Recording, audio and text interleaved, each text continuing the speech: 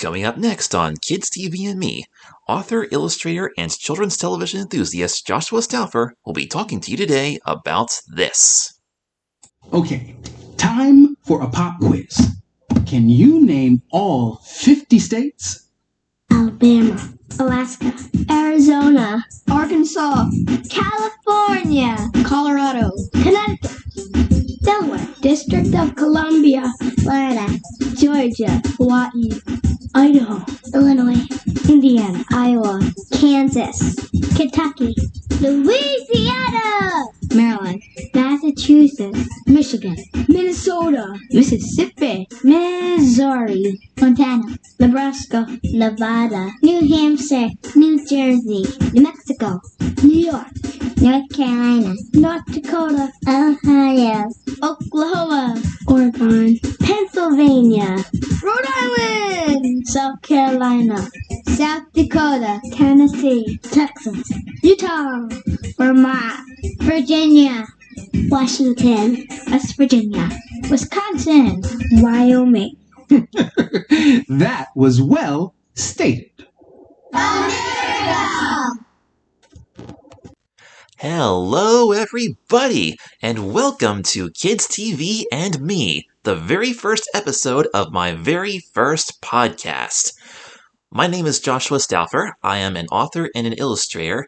I have written and illustrated a children's book for 8 to 12-year-olds called Meet Zoe Richards. I enjoy writing stories for kids. I enjoy reading stories for kids. I also enjoy watching TV shows for kids. And my dream one day is to hopefully create a children's television series of my own. I'm very concerned about what children are watching these days, because unfortunately a lot of parents don't pay attention to the contents their kids are being exposed to. With there being so much crazy stuff on the internet these days, and all kind of crazy things on TV and in movies, it's very difficult to find things for your children that are healthy and can help them grow up to become good people. Because television can be either a good thing or a bad thing. It all depends on what you allow your kids to see and hear. So what I want to do with this podcast is share with you some of the shows that I enjoyed growing up, because most of the shows that I watched were very different than the things that other kids were watching. I never watched the really popular shows like Rugrats or SpongeBob or Kim Possible or any of that stuff, so we won't be talking about any of those shows on this podcast.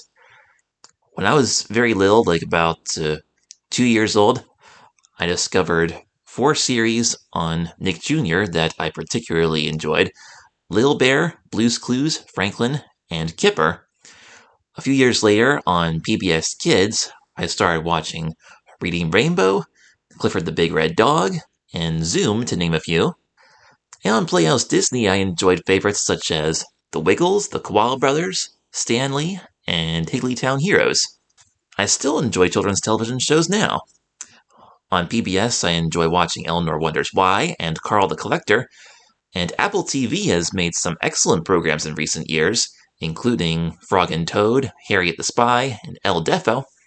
So, on this podcast, Kids TV and Me, I'm going to dig out some of my old VHS tapes and talk to you about the episodes on them that I watched over and over and over again over the years, like ever since I was a little kid, and tell you how these shows affected my life in a positive way, and some of the things that I remember from when I first watched them at a very young age. I am on the autism spectrum, which means I have kind of a photographic memory, and I remember a lot of interesting details from my childhood. So we'll have lots of fun together, taking a look back at some of those memories, and maybe you'll remember some of the shows that I watched that you also watched and enjoyed. And if you remember some of your childhood memories, maybe you'll be able to pass some of those precious moments on to your kids. Now, for the first season of this podcast, I have selected 4 series for us to examine. We'll do a different show each week. Well, the first week of each month, I have selected the PBS Kids classic, Reading Rainbow. Each month, we'll do one episode of Reading Rainbow. The second week of each month, we'll take a look at the British animated series Kipper the Dog, which aired on Nick Jr. in the early 2000s and late 90s. And then after that, we'll take a look at two shows that I enjoy now, both from Apple TV+, Frog and Toad and Harry the Spy. And of course, since this is the first episode and the first weekend of the month, assuming that I posted this on time, we're going to talk about one of my favorite episodes of Reading Rainbow. This is the first episode on one of my tapes. It is a TDK HS high standard from the late 80s, I believe. And these episodes were recorded in 2001 when I was 3 years old. The first episode on this tape is called My America, a Poetry Atlas of the United States. Now, please keep in mind that this podcast does contain spoilers, so if you want to watch along with us and check out these episodes ahead of time before I talk to you about them, you can download full episodes of Reading Rainbow from Amazon Prime, and who knows, you might also be able to find a couple episodes on YouTube. As of this recording, the entire Reading Rainbow series is available on Amazon Prime, so if you want to watch My America first before I talk to you about it, you can go ahead and pause here and do that now. Or if you just want to listen to me talk about it and then watch it, that's fine too. So, without further ado, let's take a trip back in time to 2001, to the very first time I watched the Reading Rainbow episode, My America. Now, let's start by talking about the intro. Now, this episode has a very different intro than the previous episodes of the series. They updated the show's opening segments in 1999, and all the new episodes that came out from then on had a different one than the original one. In this version, we see LeVar standing in front of like a blue screen or green screen. In the background, we see like this fancy checkerboard floor with kind of like a dark blue sky in the background. And there's butterflies flying, and there's a rainbow swirling around him, and a book appears right in front of him. So then he looks into it and flipping the pages. And now we see some kids also being serenaded by these CGI rainbows, and there's these books flying around all over the place. This is a much more modern intro than the original one. And if you take a close look at some of the pictures that they show in the backgrounds, we see some images from previous episodes. Like right here, we have a scene from the episode Archibald Frisbee, where LeVar was talking about roller coasters and stuff. He visited Six Flags Great Adventure in New Jersey, the amusement park, and rode the roller coaster there and talked about it. I actually have that episode recorded. We'll talk about that episode one of these days. Let's see what else we got here. There's also musical instruments and music notes flying around. And hold on a second, what was that book that kid was holding just now? I think that's The Dancing Man. Remind me to pay close attention to the color of the man's coats in front of that book, because The Dancing Man is featured in the episode when Aunt Lena did the rumba. We'll take a look at that one someday too, because I also have that one recorded. And here's a scene with a CGI paintbrush painting a picture that reveals a scene from... Oh, what episode was that? It was the one about art. Apellimondo's Dreams, that's what it was. It was the one where they showed this guy making chalk pictures on the street. These really elaborate chalk drawings that look almost photorealistic. That's a really cool one. I don't have that one recorded, but I remember seeing it live on the air and also borrowing a DVD from the library. I saw that one a couple times. Now the picture zooms out, revealing a view of a telescope that a little girl's looking behind, and we see fall leaves coming down for whatever reason. They really had a lot of fun with this intro. And now there's a big book opening up, and there we see a little tiger cub. The quality on here is not very good. I can't read what it says under it, but it says tiger, and then it describes what a tiger is, I guess. That tiger scene is from the episode, I think, Duncan and Dolores, because that's the one about cats.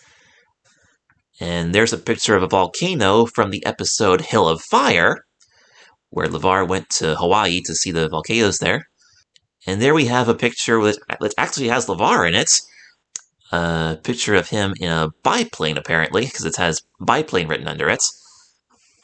Ruth Law Thrills a Nation, I believe, is the episode, the name of that episode, because that was a book about some girl flying a plane, and they also talked about Amelia Earhart in that episode. I don't think I've ever seen that episode start to finish since I was a kid. I should check that one out sometime. And so finally, towards the end of the intro, all the kids are gathering together with LeVar standing behind them, and they're all looking at the book together. And then the CGI rainbow swishes past, revealing the show's logo, Reading Rainbow. And of course, many of you probably know the theme song. It's Butterfly in the Sky, I can go twice as high, take a look in a book, it's Reading Rainbow. And then we just see a black screen with it says hosted by LeVar Burton. For those of you who don't know, LeVar Burton was a popular actor who played a character in the TV series Star Trek The Last Generation. What was the name of his character? Let's see. Lieutenant something. Lieutenant LaForge, okay. I always thought it was like Lieutenant lost something like LeVar. It's kind of funny. Reading Rainbow actually did an episode on that. They went behind the scenes of Star Trek The Next Generation. They showed what LeVar does on there. That episode was called The Bionic Bunny Show. Anyway, continuing on with My America, or beginning of My America, rather. We got some other CGI here. another. We got all the states coming together to reveal the United States of America, a big map of our country. And each state looks like it's made of some different materials. Some are fuzzy, some are wood, some are metal. It's a very colorful map with like a blue, cloudy-ish sky in the background. It's actually kind of pretty looking. And here we see this little green dot being revealed in, it's either Pennsylvania or the top half of New Jersey or New York or something in that area. And then the green dots goes down, kind of looks like a P, and it's revealing this white line kind of going across the map there. And now we see LeVar riding a bicycle past what looks like a desert. Or no, maybe not. Now he's going past some kind of green field, like a farm or something. So it's pretty obvious that he's not really there. He's pretending to ride his bicycle in front of a green screen or blue screen. A chroma key wall, I should say. And now we see the camera right in front of him riding his bike. I guess one could assume that the camera is sitting on the back of a truck or something watching him ride his bicycle, but obviously he's not really outside, or else he would have to talk a lot louder. So we see him riding his bike down a very nice trail with trees there. I wonder if it's a rail trail or something. It could be. We have a lot of rail trails where I live. And now the picture transitions to see not really a highway, but a much bigger road with lots of forests there. When I was little, I used to look at this scene and think that that was actually part of the street that I lived on, because you can see back there's kind of like a metal railing right on the side of the cliff. On my street where I grew up, there was kind of like a cliffside, like the road was on the top of the hill, and if you were heading back towards the main road, you looked to the right, and it was the back alley of a shopping center. And I'm pretty sure that had the same kind of metal railing. Let me take a look at Google Maps here real quick. Zoom into my street view. Yep, there's the railing, and there's the trees on my road. Yeah, my road's a lot straighter than the one we see here on Reading Rainbow, but despite the one on the show looking curved, I seriously thought that LeVar was driving down the street that I lived on. Which is crazy, because it looks like he's way out in the country in the forest or something. My street was like right on the edge of the city, although it did have a bunch of trees right there. So anyway, LeVar is kind of introducing the show. He's talking about, we're going on a journey through one of the coolest places I know, a place full of amazing sights, sounds, and people. We're in the United States of America. And now we see the white line again, drawing more and more and more with the green dot.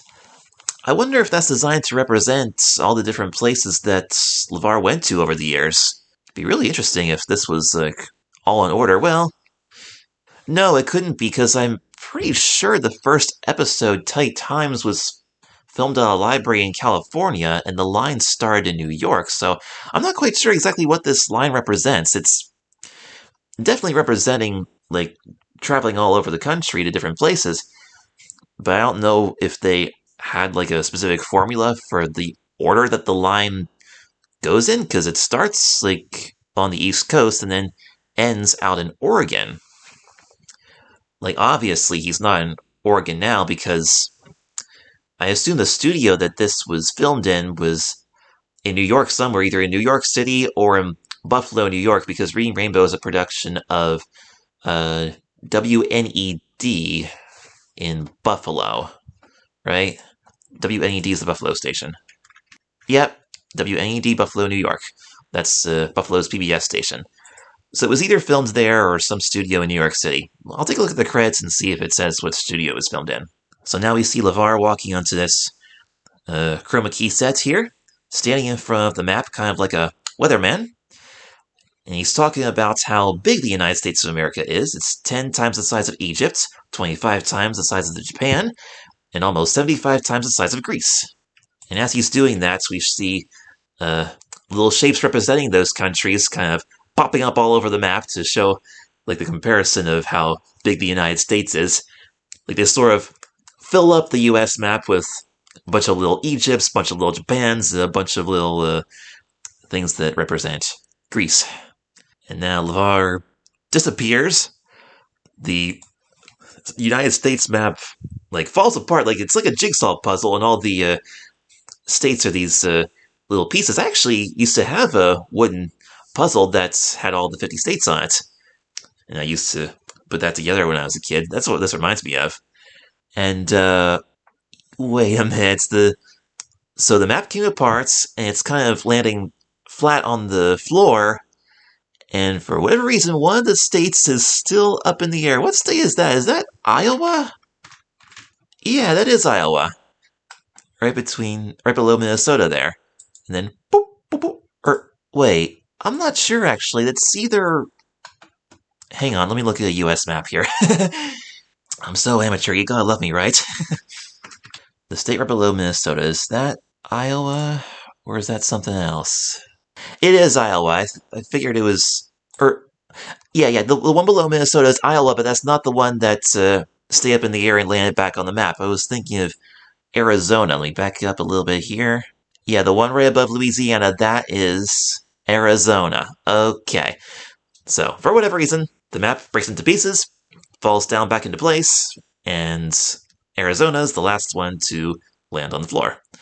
And LeVar reappears, and now we see the states that he's standing on. He's standing on this map, and two of the states kind of raise up, kind of lifting LeVar up like an elevator. They did a lot of really fun, fancy editing techniques to create special effects for this episode.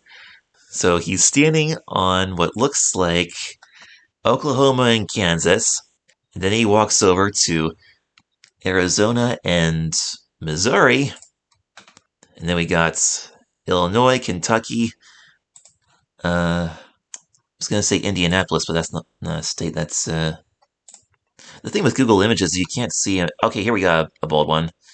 Illinois, Indiana, Ohio, and then over to like West Virginia, Maryland, and Pennsylvania. All those states are kind of raising up on the ground, giving LeVar a place to walk on them.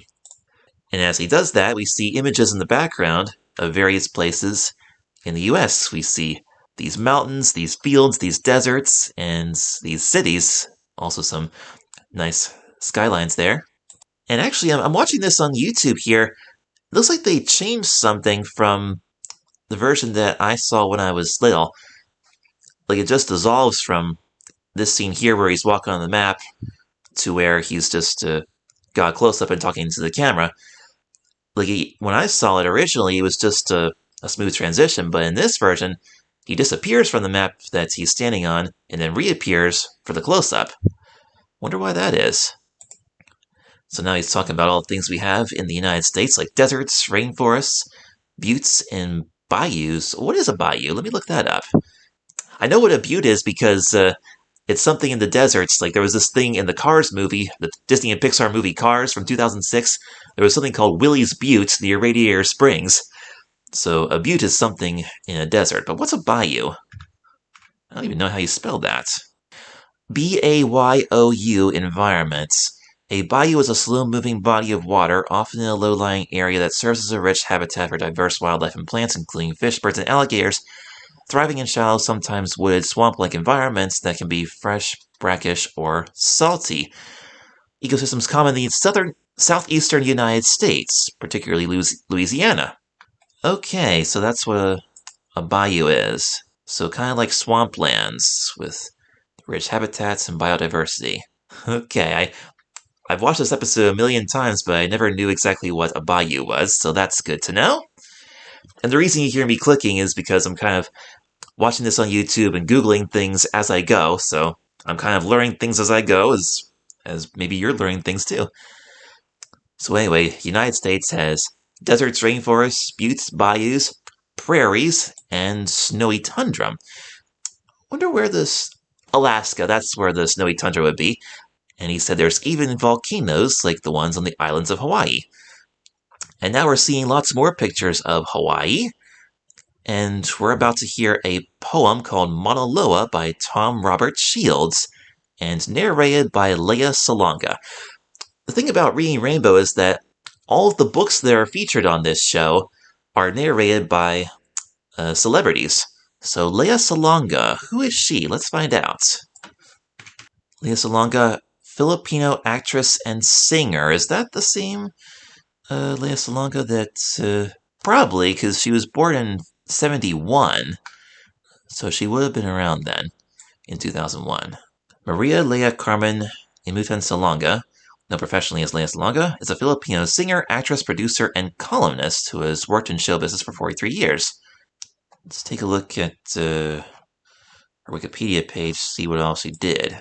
Is there a filmography section here? Film. Oh, she was in Aladdin? What'd she play in Aladdin?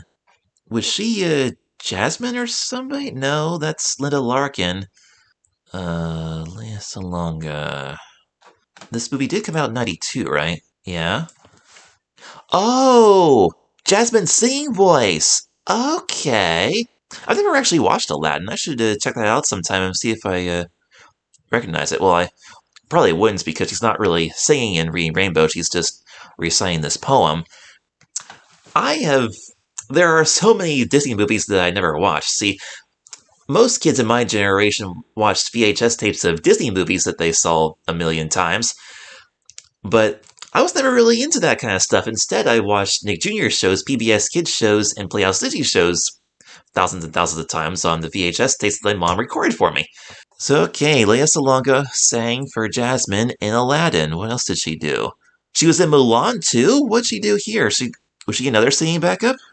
Yeah, she was the singing voice for Mulan, too. Okay. Interesting. Both Mulan and Mulan, too.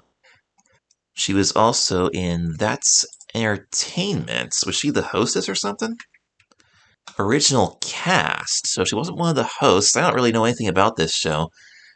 That's Entertainment is a Philippine television variety show. So maybe she did appearances and would sing and stuff like that. Oh, The Voice Kids then, and The Voice of the Philippines. Okay. She was also on a bunch of Broadway shows she did Grease in 95, Cinderella in 2008, Cats in 2010. She did all kind of stuff and released a few records too. Alright, so that's Lea Salonga, and she's reading this poem called Mauna Loa, which is about volcanoes in Hawaii. I won't recite the poem here for copyright reasons, but there's a lot of pretty pictures here of Hawaii. And this picture here, we see what looks like lava coming down. It's kind of black and white and red. When I was a kid, I used to look at that and think it was maybe some kind of ice cream or oatmeal or yogurt or something. Maybe it's vanilla yogurts with blueberries and raspberries mixed in with it. I always thought it looked like something kind of tasty because I knew nothing about volcanoes. Now, in this segment where they show the volcano pictures with this poem, they reused a lot of footage from the episode Hill of Fire, where LeVar actually went to Hawaii to see these volcanoes in person. And after that poem, we see LeVar standing on the map again, which is on the floor, and this book, this massive book, comes up from between the state pieces, and it turns out this book is called My America, a Poetry Atlas of the United States. Another unique thing about this episode is that they don't feature the entire book. They just selected 3 poems from this book, there are a lot of them, and just did those 3 poems on the show, and left the rest for the kids to discover when they would eventually read this book for themselves if they wanted to. And then when the book goes away, Texas and New Mexico kind of merged back together because they kind of got knocked out of line when the book came up from between the states. The special effects in this episode are really crazy and unique. They're really fun. We also mention that this is one of the very few episodes of Reading Rainbow that is filmed within a studio setting as opposed to being shot on location with LeVar visiting a special faraway place, which is what the majority of the series is like.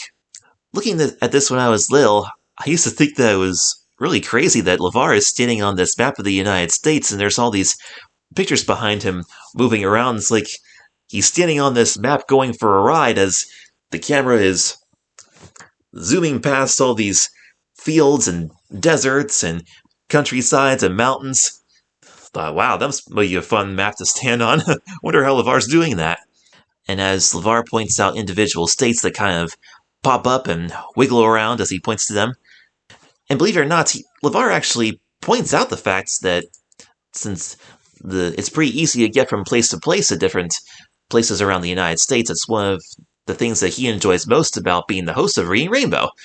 It's not very often we actually get to hear the name Reading Rainbow like within the canon of Reading Rainbow. It's like he's talking about his job on the show within the show. That's really cool. He says, over the years, they've traveled thousands of miles crisscrossing the country from Nebraska to New Mexico, from Maryland to Massachusetts. And now we got some little CGI letters here that says Pop Quiz with a big blue question mark between Pop and Quiz. And LeVar says, it's time for a pop quiz. Can you name all 50 states? And now we see the map upgrade again. And we see like 50 individual kids each naming the different states. This kind of reminds me of the How About You segment on other episodes of Reading Rainbow where LeVar asks a question and different kids give their own answers. But here we see 50 of them each naming a different states. Alabama, Alaska, Arizona, Arkansas, California, etc. This did not take me very long to memorize. Like, after seeing it like about a dozen times, I was only 3.5 and I was able to recite this entire scene. I should show you a video that my grandmother made of me reciting the 50 states that I learned from Reading Rainbow. That's really cute. I really want you to see that sometime. But there's one thing that I need to point out. When it gets to D, there's a kid that says District of Columbia, like Washington, D.C. That's kind of weird because that's not considered one of the 50 states. Like, between Delaware and Florida, it goes Delaware, District of Columbia, Florida, Georgia, Hawaii, etc. So does that mean there's going to be 51 states? No, because they made a serious mistake here. They actually skipped Maine. It goes Louisiana, Maryland, Massachusetts, Michigan. But they skipped Maine, which is kind of weird. So whenever I recite the 50 states, I didn't even know there was a state called Maine. I can't believe they let that fly. Whoa! Whoa, whoa, whoa, whoa, whoa, whoa, whoa! Hold the phone, I'm looking at this on YouTube right now. Did they actually fix this?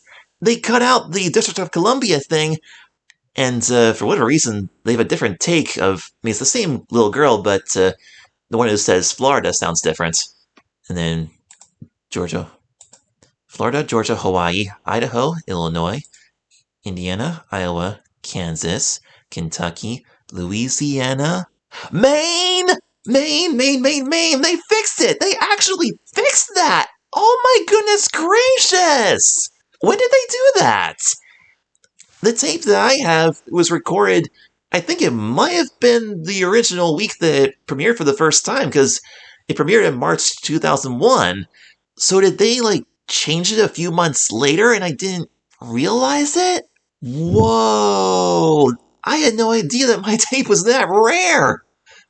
I always thought they just, did it that way and never noticed that they made that little mistake, but they actually fixed it later! Whoa! I gotta keep watching this YouTube version to see if they changed anything else. And of course, I always got excited whenever that one girl said Pennsylvania, because that's where I live. Ever since I was a child, I've always lived in Lancaster, Pennsylvania.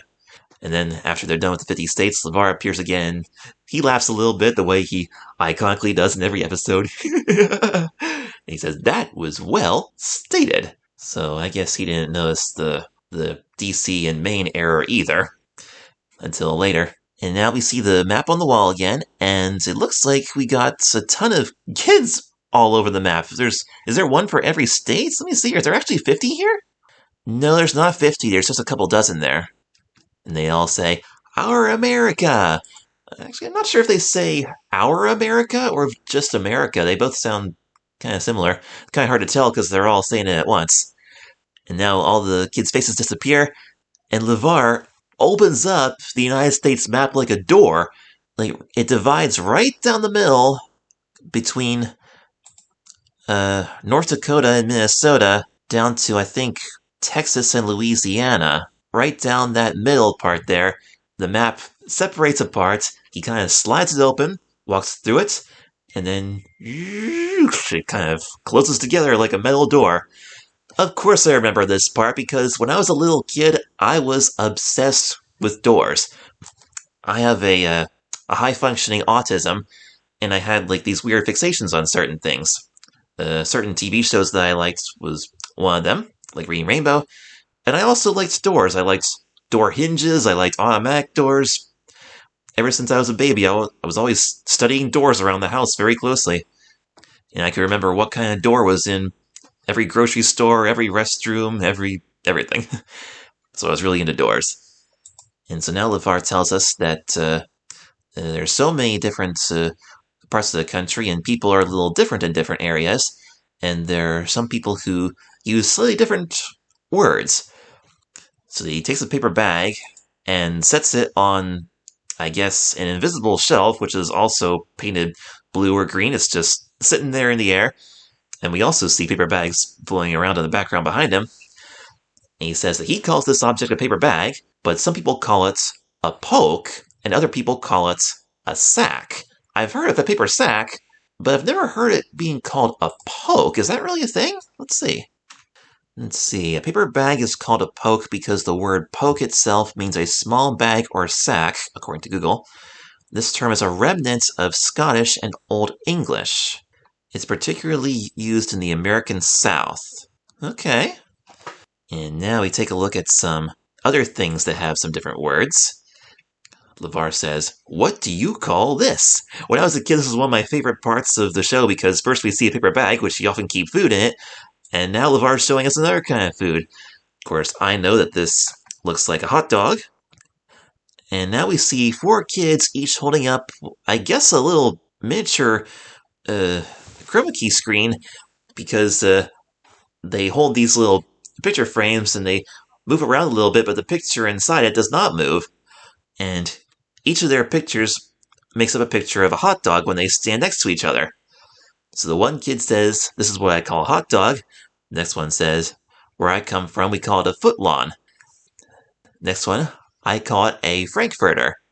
And one says, "It's a wiener." A footlong hot dog. I've heard of frankfurter and I've heard of wiener. I've heard of all those. Okay.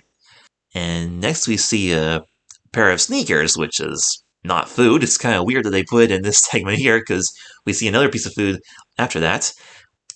So he's holding a pair of shoes. At first I thought this little girl said, "They look kind of like shoes to me," but no, she said, "They look like tennis shoes to me." Next kid says, "I call them sneakers." One says, "They're called kicks."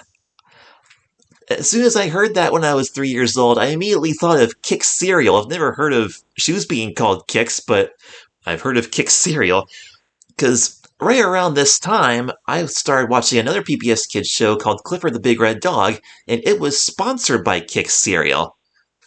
And what made it even weirder was that, this little girl pops up kind of diagonally in the bottom left corner, and when I think of the Kix logo, it was also diagonal along the box. The Kix cereal has a diagonal logo on the box, and this little girl is like appearing diagonally, and she says Kix, referring to those kind of shoes. That's kind of funny. And one more kid says that he calls them gym shoes. And now we got what looks like some kind of sandwich. When I was a little kid, I had no idea what kind of food that was. I thought it looked kind of familiar, but I didn't know what it was called. The kids say, it's a grinder. I call it a submarine.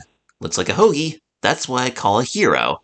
As a little kid, I'd never heard of any of those terms before. Wasn't quite sure why you would call it a grinder. Like, does it have ground up food inside it? I don't know. I knew what a submarine was because on Franklin the Turtle, on Nick Jr., Franklin wanted a toy submarine to play with, so I knew what a submarine was, but I never heard a sandwich being referred to that.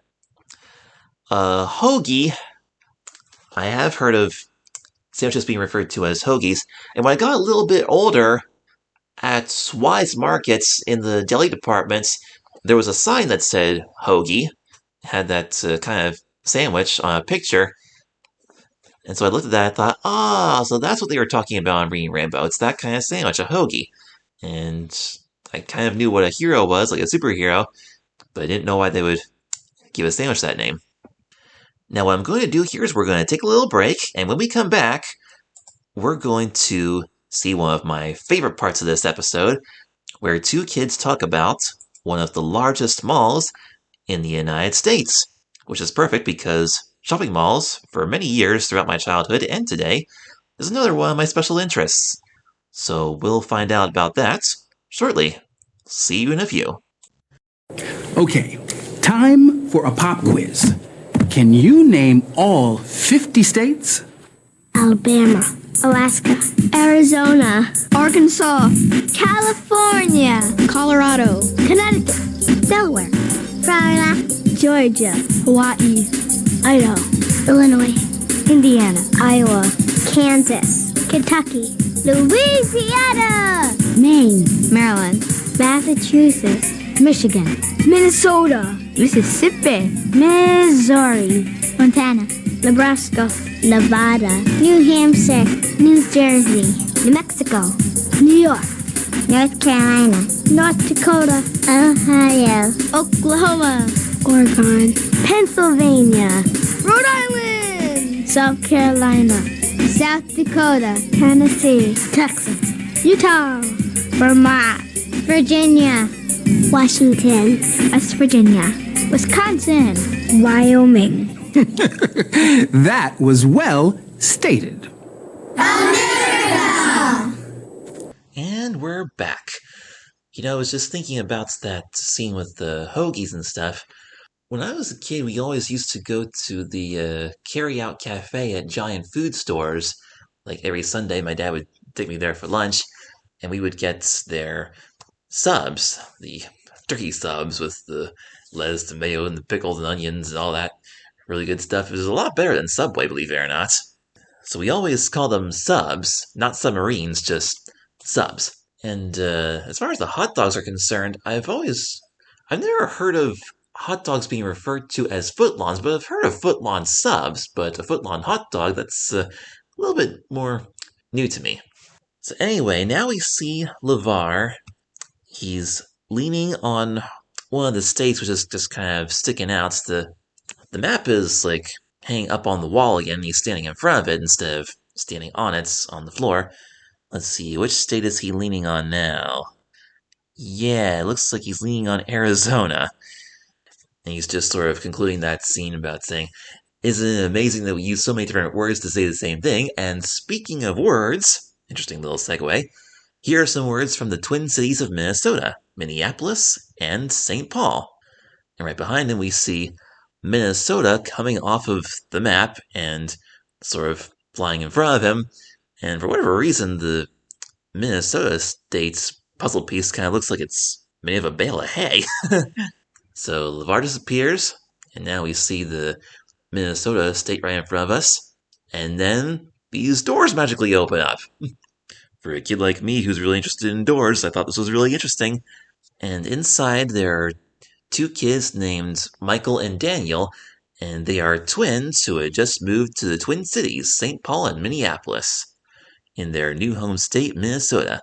And then they spend a minute talking about all the cool things they have in Minnesota. They say it's called the land of 10,000 lakes, which is great for swimming, fishing, and canoeing. And one of the boys says, and if all that exercise makes you thirsty, help yourself to our state drink. It's milk. And then we see a little 1 second shot of a cow. That little clip right there is actually reused footage from the episode The Milk Makers, which is kind of weird because I don't think that episode was shot in Minnesota. I think they kind of cheated a little bit right there. I believe that was a dairy farm in California. We'll actually take a look at the Milk Makers episode next month, so I'll check the credits on that one, see if I can find where that dairy farm was. Then the other brother says, we even have a state muffin, the blueberry. What's yours? For some reason, when I was a kid, I kind of missed the blueberry line, and then I see him holding this pastry, and he says, the blueberry. And I thought to myself, that doesn't look like a blueberry to me. I mean, it might have blueberries in it, but why are you just calling it the blueberry? But I missed the muffin part. And we actually see a picture of blueberries right behind him. Okay, now we're cooking. There's the famous Mall of America sign, each with the individual letters on those posts there, and there's all those stars underneath each letter. I don't know if that same sign is still there today. Let me just take a quick little look-see. Oh, what an age we live in. I like Google Maps, I like these street views. Okay, the most recent street image I can find is from February 2022, and it looks like that exterior sign is still there, although the bottom parts right beneath the stars used to be red, and they just painted them over either white or gray. This is at the corner of Lindau Lane and South 24th Avenue, and right behind that sign is the, well, now former Sears store. Depending on how good of a quality you're looking at this episode, you can kind of see the white Sears sign right behind it. And if you know the shape of the building, you definitely know that that's Sears, because on the right corner of the Sears building is that little triangular part there, that little fancy section of the building on the corner. And from there to the Sears logo, there's those little brown squares. I can't really see that too good on the show. But anyway, there's all those flags right behind the Mall of America sign. And yeah, the picture kind of pans up and you can see the American flag there. That's perfect. And of course, to the left, that's the east parking garage of Mall of America. Now, we don't really see the retail part of the mall very much on the show. Actually, we don't see it at all. They just show us the interior of the amusement park. Back then, it was called Camp Snoopy, and now it's Nickelodeon Universe. So we got this really nice overview of the indoor amusement park here, and the kid says, Minnesota's home of the amazing Mall of America. It's so big, it's got an indoor roller coaster, a Ferris wheel, and an aquarium. I believe the aquarium is still there. It was originally called Adventure Aquarium. What's it called now? Is it still that? Or am I thinking of the one in New Jersey? The one in New Jersey is called Adventure Aquarium. What's the one in Mall of America? Sea Life, that's what it's called. Sea Life at Mall of America. Okay. Was it always called Sea Life? Sea Life at Mall of America, formerly known as Sea Life Minnesota Aquarium. Okay, so it was... Okay, opened in 96 under the name Underwater World, reopened in 2000, around the time that this episode was filmed, changed its name to Underwater Adventures Aquarium, rebranded as Sea Life Center in March 2011. Okay, so the aquarium's always been there, and it's still there today. That's nice to know. Another really cool thing about the pictures of the theme park is that all the ceilings, you can see all the metal rafters, and you can see all the skylights there. When I was a kid, skylights were one of my favorite things, especially after visiting the York Galleria Mall, which is not far from where I live. I live in Lancaster, and York Galleria is just about a half hour from here. That mall has tons of beautiful skylights and a lot of really cool architecture. And I always wanted to go to Mall of America, and I still kind of do someday. That's one of the things that's on my bucket list, to travel to Minnesota to see Mall of America. And also this other thing that the kids mention, this place called the Walker Arts Center in Minneapolis, which is home of the country's biggest sculpture garden. There's another cool picture here. It looks like some kind of aviary or conservatory or something.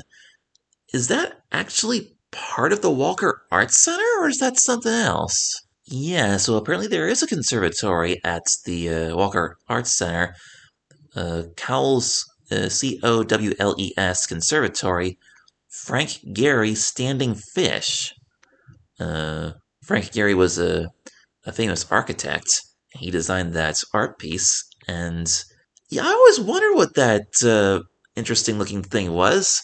Like, it kind of flashed by so fast on the show here, I was never quite sure, but that looks really cool. I want to see that too if I ever get up to Minnesota. And there's also an interesting thing here where you see these two people walking through what looks like a hallway made out of plants and grass. Wonder if that's still there. Not sure. I assume that's part of the sculpture garden. So anyway, the last thing that we see in this segment is this big sculpture of what looks like a spoon with a cherry on it. Spoon, bridge, and cherry. Can you actually walk across that thing? I don't know. Probably not. I wouldn't want people to do that. Anyways, I conclude by saying, so come on up to Minnesota. You'll have twice as much fun. And then the door of Minnesota closes. That little Minnesota-shaped bale of hay moves back to the map. And then we see the entire map again, and LeVar is back. Then he explains that this country is so big that it has 6 different time zones, meaning that at any given moment it can be a different time in a different part of the country. And as he demonstrates this, each of the time zones on the map becomes a different color. He says, let's say it's 3 o'clock in the afternoon, Hawaii-Aleutian time. So Hawaii is yellow, and it looks like standing on the state of Hawaii is a kid packing up his school bag and leaving school and going home for the day. School's out, time for me to go home, he says. And that same moment, it's 4 o'clock Alaska time.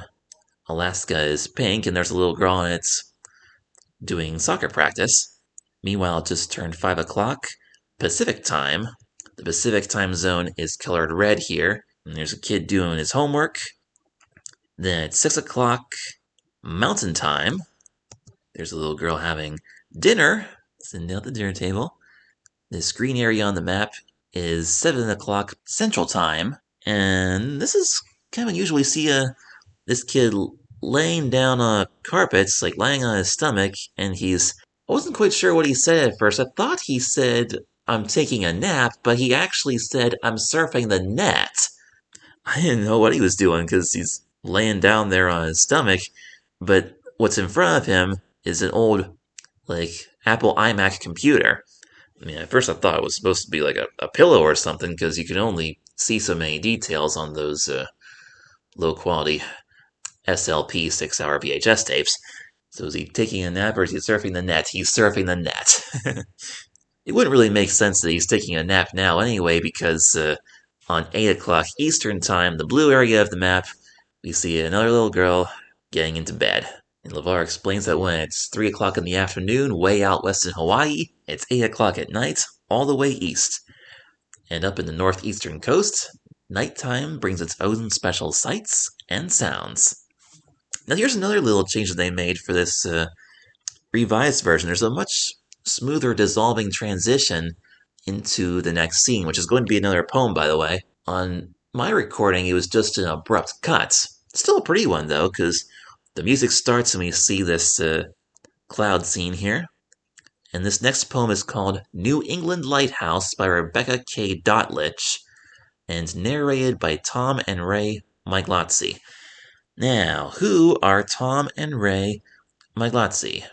They were the co-hosts of NPR's weekly radio show Car Talk. They were known as Click and Clack, the Tappet Brothers.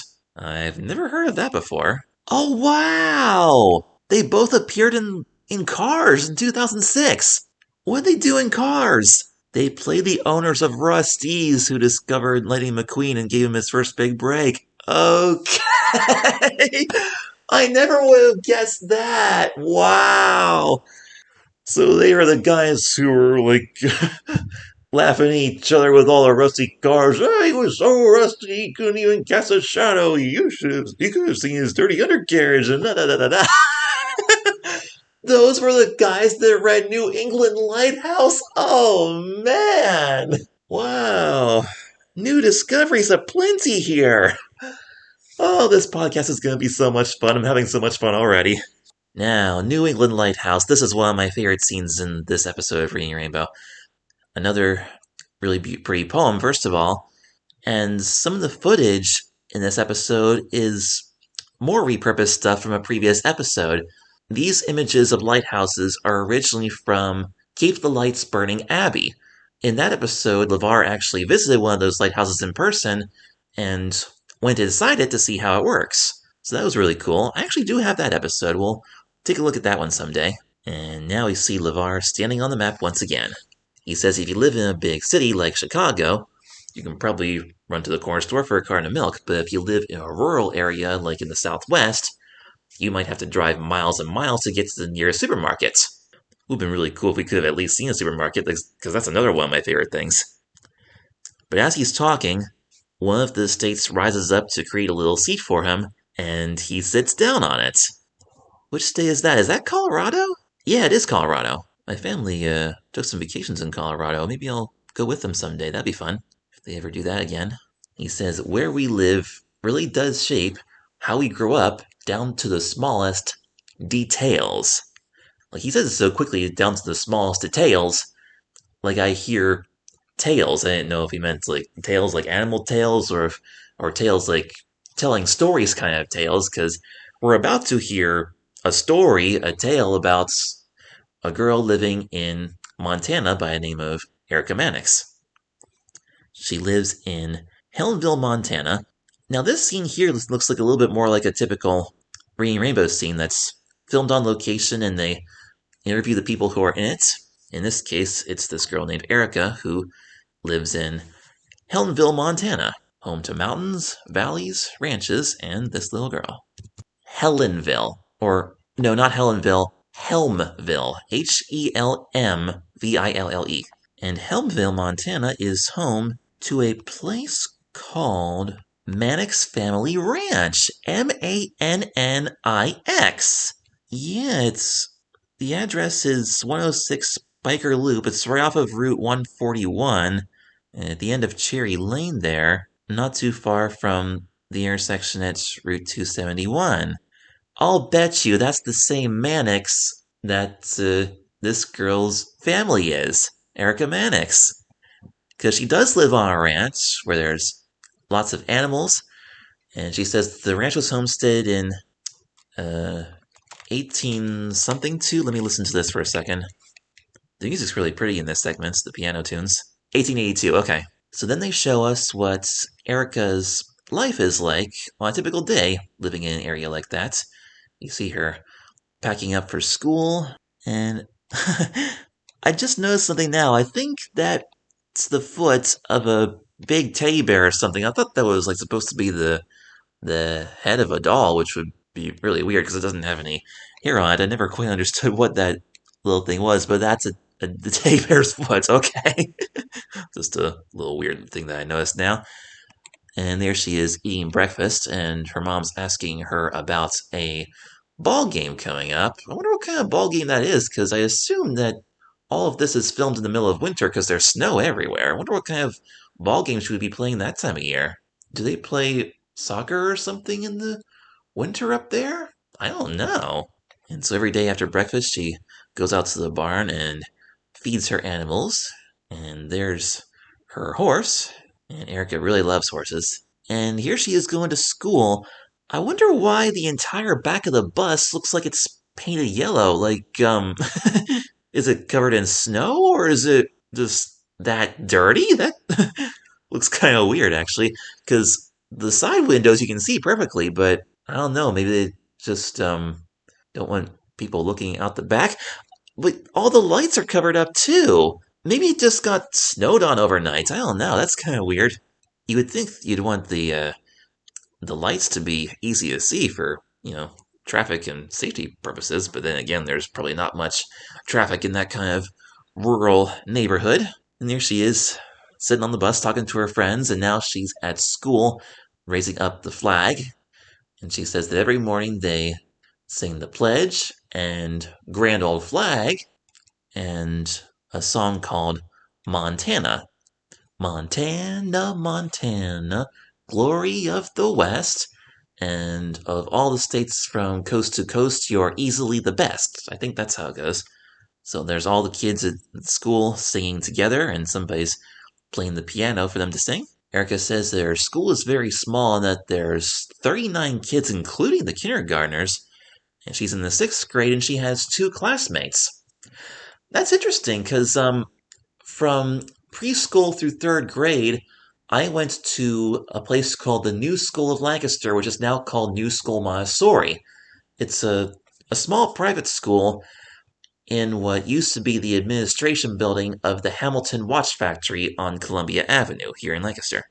And most of the classrooms had like more than one grade in one classroom. Like in grades 1 through 3, I was in the same classroom for 3 years straight. And I had classmates who were either 2 grades above me, or 1 above and 1 below, or 2 grades below. So being in a classroom with different kids of different ages is something that's I can kind of relate to. Wonder how many rooms this little school has here in Montana. Like, are they literally all in the same room, or do they have like younger kids in one room and older kids in another? That would probably make sense.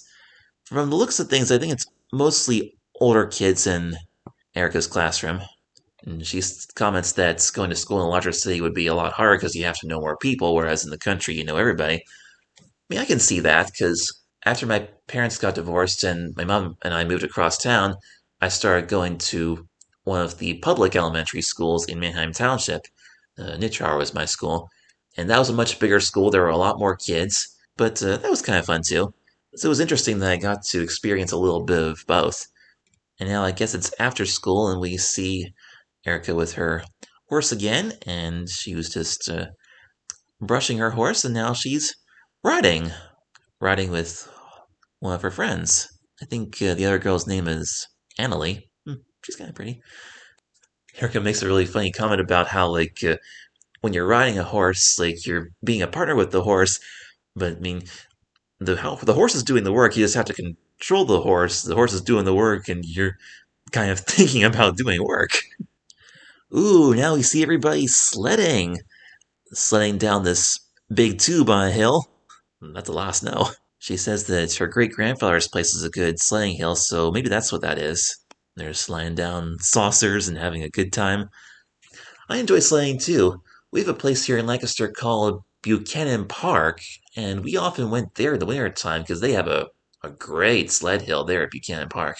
It's right along the edge of Franklin and Marshall College, in case you're wondering. Here's a picture of a camera just looking out the window of a car or a truck or something. We just see the little town. There's a few little buildings and a church going by and big piles of snow. Erica says there's not a movie theater in her town, so they don't go to the movies very often, and there's not really a restaurant either. Yeah, it looks like the only restaurant in Helmville is this place called Copper Queen Salon, which is like a bar. I'm looking at a picture of it here, and for whatever reason, there's a whole ton of dollar bills on the ceiling and graffiti on the ceiling too. So, yeah, I doubt if this is a place where people would take their kids to eat very often, which kind of explains why she says there's not really a restaurant, because the only restaurant there is this really crazy looking bar. Kind of a shabby old place. Oh, right near that, here we go. I'm looking at the map. Helmville Public School. Yeah, that must be her school, because like there's no separate elementary school or high school or anything. Yeah, that is a really tiny school. I'm looking at the satellite now. It just looks like a house. Yeah, just a big old house with a green roof. That's all there is to the school. She was not kidding when she said her school was very small. And I don't mean to be rude or weird by looking around at where this girl lives. It's just, I mean, she was on TV. I saw her when I was a kid. She's on Reading Rainbow. She's telling us where she lives. Might as well learn a little bit more about it. So anyway, not really a restaurant, so very often her entire family gets together at her house and they all have a really nice dinner together. Seeing so many people eating like that's almost made me think that they were in a fancy restaurant or something, but no, it's actually somebody's house. Very nice house, I must say, especially with all the late 90s decor, which I absolutely love, with the curtains and the plants and everything. And there's Erica playing the violin, and her grandmother is playing the piano. I don't recognize the song at all. And all those people there is... Now this little shot right here really does look like a restaurant. Like there's that hole in the wall into the kitchen, I guess. And then there's all of her family members sitting on bar stools, and then grandfather's sitting at the table. This scene here, I couldn't tell if that was at her house or if that was at a restaurant, but I'm pretty sure that's her house. Interesting if she was playing live music at a restaurant somewhere. But nope, that's her house and her family. And a few final scenes here with Erica and her dogs coming out of the house, and they're running around in the snow, having a good time. And she's making a few final comments on how much she loves living in the country and ranching and being around animals, and this is the only place that she's really ever known. Okay, now we got something interesting here. There's LeVar again, and the map zooms into Montana, and then it swooshes across the country over to New York. LeVar's saying, meanwhile, thousands of miles away in a place that seems as far away from the mountains of Montana as the moon. At first I thought I said the movies, because when you're in Helmville, Montana, the movies are far away. But much farther than that. A place that seems as far away from the mountains of Montana as the moon is a big city, New York. Now we got another special segment here where they're going to interview another kid, see what his life is like in the city. Couldn't quite hear exactly how they pronounce his name. It's either Steffel or Stephen. It's S-T-E something. I wonder if the closed captions will show it. Stephen, like Stephen. S-T-E-P-H-E-N. That's what the closed captions say if they're right. Stephen White. He lives with his family in a neighborhood in New York City called Jackson Heights, Queens. When I was little, the only city I ever knew was Lancaster, because I lived in Lancaster City. And so I knew nothing about other cities. Of course, I'd never been to New York before. And when I heard the name Queens, it immediately made me think of Queen Street in Lancaster. There's tons of episodes of New York that are filmed in New York City. This is one of them. And whenever I would see these city scenes, I always thought maybe it's somewhere in Lancaster City, because it's the only city I knew. So if they're talking about Queens, maybe it's like the neighborhood surrounding South Queen Street. Like if you're coming into Lancaster City on Route 222, like coming up from Maryland or Quarryville or Willow Street, if you go up Route 222, as you go over the bridge of the Conestoga River, Willow Street Pike becomes South Queen Street, and you enter the city that way. And then you look straight ahead and you see the main skyscraper right at the middle of Penn Square up ahead, way in the distance. And so I thought that maybe this neighborhood here, along South Queen Street in Lancaster, is where this kid on Reading Rainbow lives. Not so, of course. Queens is one of the 5 boroughs. Little did I know. One of the 5 boroughs along with Manhattan, Brooklyn, the Bronx, and Staten Island. Looks like there's some really cool apartment buildings in this neighborhood. I'll bet that's where he probably lives in one of those. New York's so big and crazy, I'm not even going to bother trying to find out where that building is. Although I might someday, it might be kind of fun. You know what the heck, I'm just going to go look for it right now. Let's see. Jackson Heights, Queens. Oh boy, look at all those buildings. See if there's anything that looks like it might be. You put it on 3D here, maybe that'll help. No, that's gonna be impossible because there's like about at least 15 or 20 apartment buildings that look alike here. I assume it's one of these brown ones that's, yeah, it looks like it's one of these. Like between 93rd Street, 92nd, 91st, 90th, 34th Avenue, Route 25A, Northern Boulevard. Somewhere in that area, I would guess. There's a ton of brown brick apartment buildings that look very much alike and look kind of similar to these that we see here on Reading Rainbow. I don't know if they're showing these buildings just because they're there or if because Stefan lives in one of them. But anyway, that is what it is. He says, if I would describe New York to a friend, I would describe it as very. He either says big or busy. I'm not sure which he says because both are accurate. New York is big, New York is busy. Without question. Actually, I think he probably said busy, according to the way his lips moved. And now we see, I guess that's Stefan and his brother having breakfast.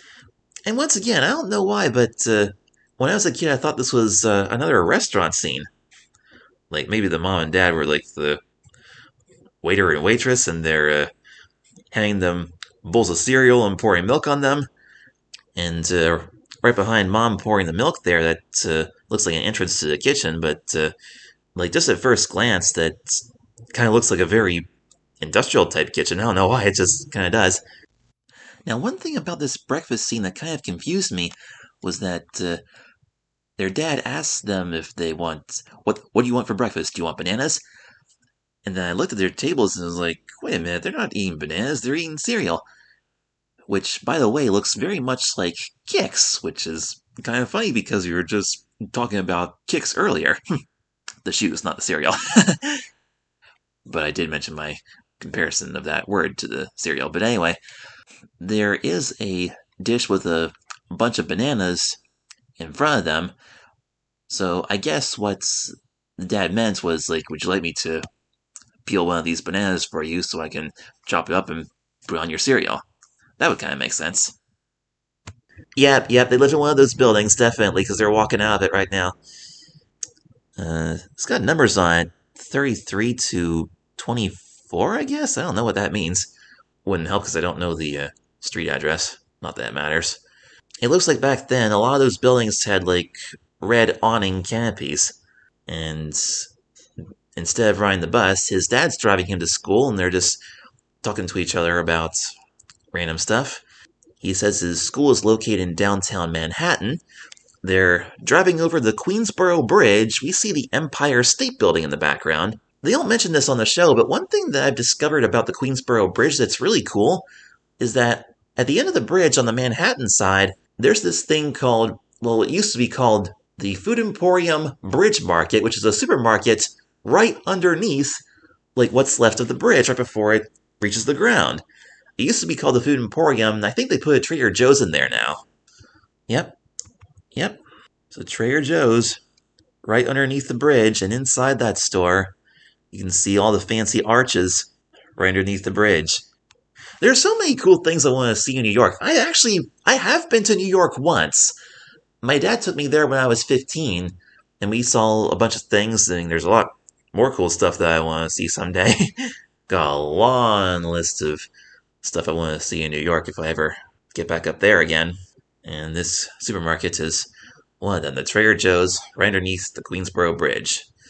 So apparently Stefan goes to the United Nations International School, which is located on 23rd Street at 1st Avenue, is that what it is? 23rd Street and 1st Avenue. Okay, I see 23rd Street. Well, actually, it's a little bit closer to 25th Street. But where is 1st Avenue? Wait a minute, I hate to say this, but I think this kid made a little mistake. Because 23rd Street and 1st Avenue is not where United Nations International School is. That's where the VA New York Harbor Hospital is. The VA hospital is there, and the United Nations School is right along the shore there at FDR Drive at 25th Street. Because if I zoom in here and look at 3D view, and then compare it to the show, yep, that's the building. Because it's got that big white round thing along the top there, which I assume might be the roof to a gymnasium or something. Because, yeah, I see there's the bare wall on the left, and there's the windows on the right. That's definitely the same building. right along the water. And he says that this school goes all the way up from kindergarten to 12th grade. So I guess this is, in a way, kind of similar to the school in Montana where all the grades were in one building. Now, the school that I went to when I was young, the New School Montessori, that one only goes up to 8th grade, I believe. And then you gotta go to high school elsewhere. So first we see kids walking in the hallway. That school ends now. Ooh, this is interesting. We see all the kids in the cafeteria. They're carrying their milks and their sandwiches. As soon as I saw this when I was little, I thought, ooh, yum, chocolate milk. And speaking of lunch, I think I'd better make myself some lunch right now. So, what I'm going to do now is pause right here, take another little break, and we'll continue with this New York City segment, as well as hopefully the rest of this show. I'm having so much fun with this, and I will see you in a flash with more. Kids TV and Me is a fan-made podcast and is not affiliated with any of the programs, production companies, or networks mentioned on the show. My primary goal of this podcast is to shine a spotlight on some of the underrated classics from my childhood, and to help you make informed decisions about your children's screen time. If you are enjoying this podcast, don't forget to leave a rating and a review.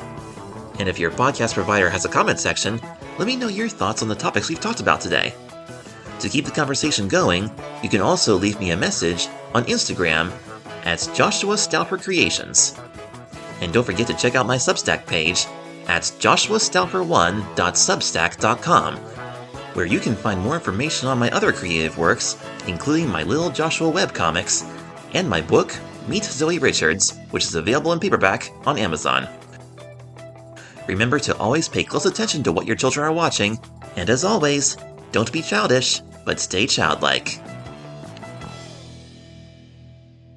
Hey guys, Joshua Stauffer here, back with more Reading Rainbow, My America. Now, where were we? We were at New York, at the United Nations International School. He's telling us about his teacher, who is very nice. He hardly ever gets in trouble with her. And she also speaks French. And Stefan has learned a few French words, which I'm not even going to try to pronounce here, but whatever they are, they mean I love pizza and David is a monkey. David's one of his best friends. Now we see something that actually reminds me of the very first episode of Reading Rainbow I ever watched.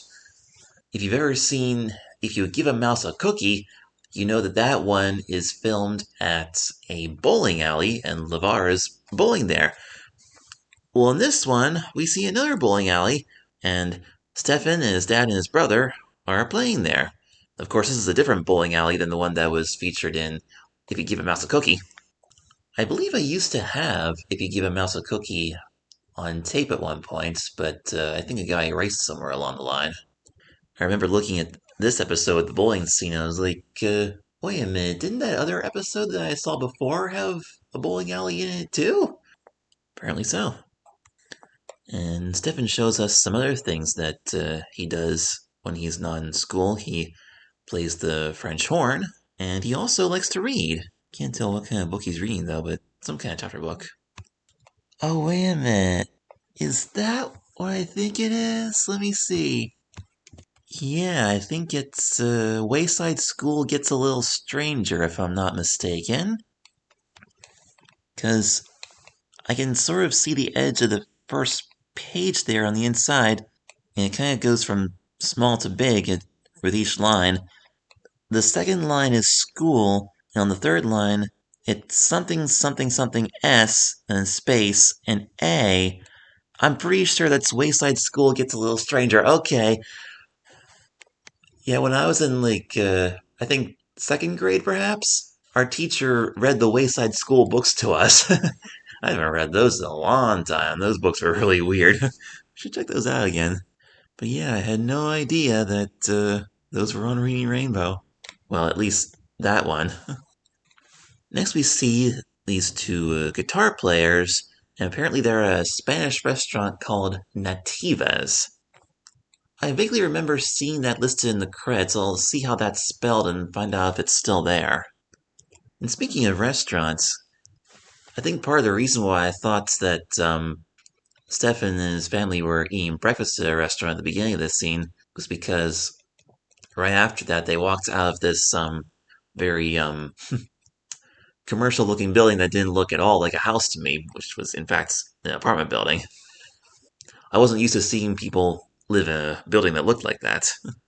And now we see them eating dinner together as a family, just like Erica did in Montana. It's really nice. We see them walking down the streets. I saw a FedEx truck in the background. And now we're taking a look at what looks like either Broadway or Times Square. We see some posters for different plays, including Disney's Beauty and the Beast, Kiss Me Something, Cabaret, and Riverdance. Okay, that's what they're showing there.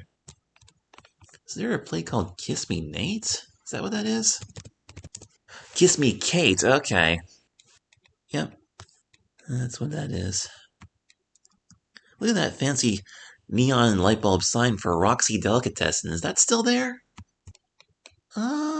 Sort of. I mean, there is a Roxy Delicatessen restaurant, diner kind of thing. It doesn't look like it has the exact same sign, though, so I wonder if they either relocated or renovated. It looks like it's at 834 7th Avenue, which is a bunch of blocks north of Times Square, which makes me wonder if they moved it.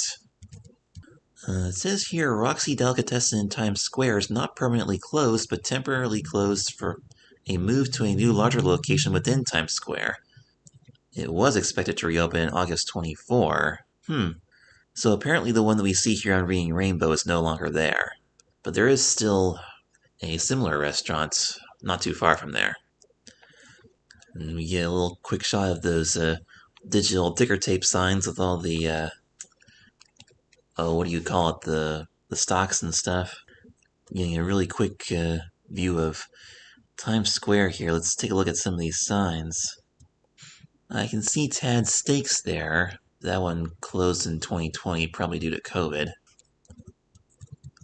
Is that the, looks like MTV there, up in that window, the yellow sign. Ah, there's a familiar sign. It's, oh, it's Budweiser. I thought it was, Coca-Cola. Yeah, so there's that Budweiser sign that switches back and forth from, the red and white stripes and the, little snowflakes there. I remember seeing that in the background on the Today Show. So that sign was there a while. There's actually a little tiny NBC sign right below that, and underneath that is a big Panasonic video screen. I guess that's Panasonic on one side and Sony on the other. Yeah, I don't think any of those signs are there anymore. Yeah, I'm just trying to figure out now which side of Times Square the camera's looking at here, with the Panasonic screen, the NBC logo, and then the Budweiser sign. Hey, if I can find where Tad's Steaks was, that might help. Okay, here we go. I see this building here that has... Well, it had the Levi's store for a bunch of years, and now it's, Raising Cane's restaurant. Yeah, that building was there, and then just to the left of that was that corner with the Panasonic screen, the NBC logo, and the Budweiser sign. So it's kind of interesting that that was Panasonic for a while, and did they change it back to Sony later? Oh, okay. I'm looking at a street view from 2009 now. Yeah, there it says Panasonic. And then Sony. Well, what happened there? In the episode The Sign Painter's Dream, that episode ends, spoiler alert, with LeVar on the Sony Jumbotron. So did that screen get bought out by Panasonic and then Sony got it back later? If so, Panasonic would have acquired it right after Sign Painter's Dream was filmed, because in My America, it's Panasonic. Let me see if I can solve this mystery here. Okay, here's a news article from 1996 saying NBC in association with Panasonic will operate a new giant video screen in Times Square that'll be up and running in time for the famous New Year's Eve celebration. Yeah, but what does that mean for the Sony one?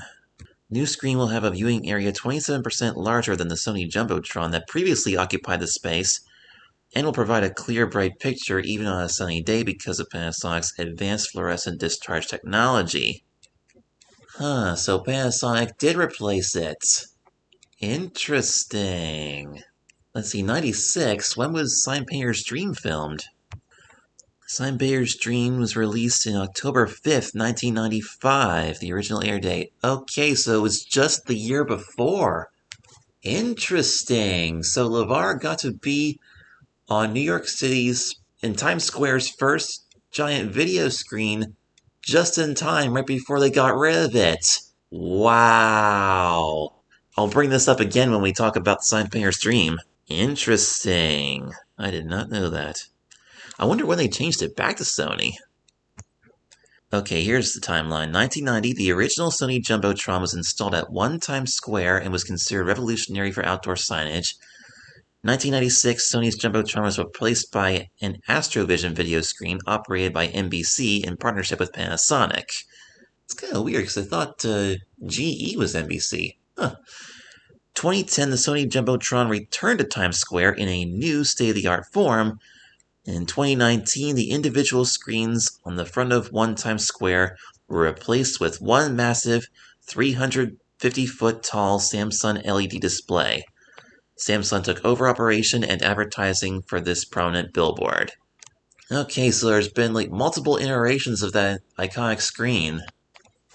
So you can learn so much from just pausing a show like this, especially a show that's filmed on location in a real-life place.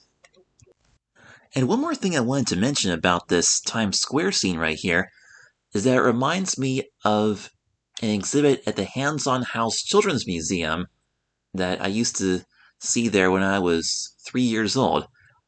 Because I believe right around the time when I started watching Reading Rainbow, I don't know if it was this month or a month or two later, but I went to Hands-On House for the first time, the Children's Museum in Lancaster, which is right next to the Landis Valley Farm Museum. So anyway, there was this exhibit called, what was it called? It was Space Something Checkpoint. It was this thing where you're training on how to be an astronaut and doing these health checks and things, and one of them was, I think, a vision check. It had these 4 little Viewmaster things, these little goggle things that you look into, these little 3D views. There were 4 of them. One of them was a horse and buggy going through Amish country, because it is Lancaster County. One of them, I believe, was a nighttime scene where you can see the moon in the sky. I forget what the third one was, but the fourth one was a scene of Times Square, and it had the Sony Jumbotron on it. And I remember looking at that and recognizing it as one of the scenes from Reading Rainbow. Space Voyage Checkpoint. Yep, that's what it was called. So anyway, that's the end of Stephen's New York City segment. And now we see LeVar sitting on what looks like a director's chair. I doubt if that's the same chair that he sat on in the episode Abayoyo, but a similar kind of chair. And he's sitting in front of the green screen, and the map's kind of up on the wall at a funny angle. He says that he mostly grew up in California, but he traveled around quite a bit over the years, and he found out that he had a lot in common with kids that live in other parts of the country. And he says, you know what? So do you. And now, a few words from the state of Washington. So now we get a similar segment to the one we saw earlier from Minnesota. And Washington is painted red, and it's metal. It's got all these little silver screws on it for whatever reason. And the door opens, and behind it is a girl named Ashley who lives in Washington. Washington's the evergreen state. They've got everything from sea lions to mountain lions. She says, if you're a city slicker, you'll flip for Seattle. What's a city slicker? I always wondered if I was one, because I like cities. City slicker, a person with the sophistication and tastes or values generally associated with urban dwellers, typically regarded as unprincipled and untrustworthy. Oh. Okay, yeah, that doesn't quite describe my fascination with cities, because, I mean, I do enjoy visiting cities, but I don't like to consider myself unprincipled or untrustworthy. I mean, people can trust me for the most part, and I am well disciplined. I don't know if that was exactly what the definition was back then, or if that kid just didn't know that that's what city slicker was commonly referred to. Let's see, Cambridge Dictionary says a city slicker is a person who lives in a city and has no experience or knowledge about living in the countryside. Okay, that sounds a little bit more like it. So I guess city slicker can basically mean anybody that has anything to do with urban life. So anyway, Ashley says that Seattle is famous for its computers, and then we see a picture of what looks like a CD, a compact disc. Is that where CDs were invented? The Seattle area is the home base for some of the world's most influential tech companies. Microsoft, one of the original computer software companies, was founded in Albuquerque, but moved its headquarters to nearby Bellevue and then to Redmond in '86. Amazon, which has become a tech and e-commerce giant, has its main corporate headquarters in Seattle. Okay. So, Microsoft was started in Seattle. So it is famous for its computers. And of course, also famous for the Space Needle. Now, this segment is much shorter than the Minnesota one, and Ashley concludes by saying, so come on up to Washington and enter our annual spam carving contest. And she's holding a plate that has the shape of an apple, but apparently it's spam carved into the shape of an apple. Spam carving contest, do they still do that? One existed in the past, started by Ruby Montana. Not to be confused with the state of Montana. World famous spam carving contest was a Seattle event that began in the early 90s and ran for many years. It involved contestants creating sculptures from cans of spam within a 15-minute time limit. While no longer active, a similar long-running contest continues in Madison, Wisconsin, which was inspired by the Seattle event, according to Wisconsin State Journal. When I was a kid, I had no idea what spam was. I just looked at the apple on that plate and figured it was some kind of apple cake or dessert or something. I've never eaten spam before. And now it is time for another pop quiz. But LeVar warns us that this is a tough one. And the question is, in the United States, where is the one place you can stand and be in 4 states at the same time? And then we see... Well, first of all, I want to mention that this little pop quiz thing looks like these big balloons that kind of plops down and goes boom, boom. Because that's pretty typical for CGI stuff in those days, like everything looked like it was made of rubber. And the map in the background, it changes colors, like we don't see the colors of the individual states. We still see the textures of each one, but we see like the American flag colors on it instead. Stars and the stripes. And then a little girl walks onto the set and answers the 4 quarters. That's where Colorado, Utah, New Mexico, and Arizona all meet together. And those 4 states, yikes, they kind of slide in right underneath her feet. That's kind of weird. Surprised she didn't stub her toes on that. Ooh, they made another change here with the special effects.